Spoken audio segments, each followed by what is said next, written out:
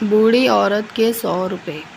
एक आदमी पैदल किसी रास्ते से जा रहा था। उसने देखा कि सामने एक बिजली के खंभे में कागज फंसा हुआ है और उसमें कुछ लिखा हुआ है। उसमें लिखा था कि कल इस रास्ते से गुजरते वक्त मेरे 100 रुपये कहीं गिर गए। मैं बहुत बूढ़ी हो चुकी हूँ और मुझे आंखों से साफ दिखाई नहीं देता।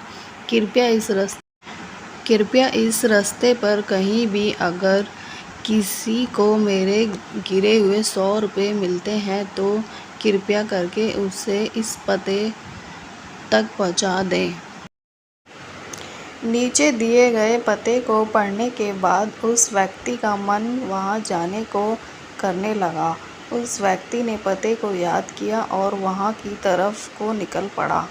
वहां जाने के बाद जब उसने आवाज़ लगाई तो उसने देखा कि गली के आखिरी हिस्से में एक झोपड़ी है और वहां से एक बूढ़ी औरत लाठी के सहारे बाहर निकल रही है। वह आदमी जानता था कि बूढ़ी औरत वहां अकेली रहती है।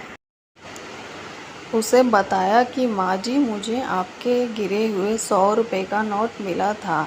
यह रहे आपके 100 रुपये। बूढ़ी औरत उस व्यक्ति की बात सुनकर रोने लगी और बोली, बेटा, कल से अब तक लगभग 20 से 25 लोग मुझे 100 रुपये दे चुके हैं। बेटा, मुझे ठीक से दिखाई नहीं देता, मुझे पढ़ना लिखना भी नहीं आता। पता नहीं किसने मेरी हालत देखकर।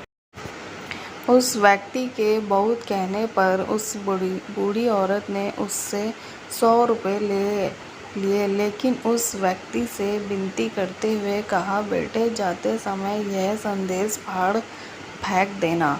ना जाने किसने मुझ पर दया करके ऐसा किया है। उस व्यक्ति ने अपना सिर हिलाया और चला गया। थोड़ी दूर जाने के बाद आदमी सोचने लगा कि आखिर उन 20-25 लोगों को जो बूढ़ी औरत के पास आए थे, उनसे भी उस बूढ़ी औरत ने संदेश फाड़ने के लिए कहा होगा, लेकिन किसी ने भी अभी तक इसे फाड़ा नहीं, तो फिर मैं इसे कैसे फाड़ सकता हूँ।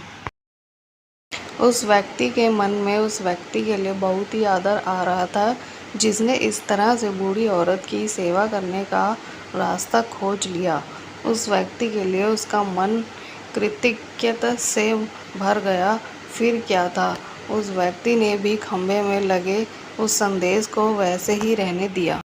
दोस्तों, यह कहानी हमें सिखाती है कि हमारे मन में केवल कर्म करने की इच्छा होनी चाहिए। मदद करने के कई तरीके हैं। अगर हमारे अंदर किसी की मदद करने की इच्छा है तो हम किसी न किसी रूप में ज़रूरतमंद की सेवा कर सकते हैं। कर्म तेरे अच्छे हैं तो किस्मत तेरी दासी है। नीयत तेरी अच्छी है तो घर में मथुरा काशी है।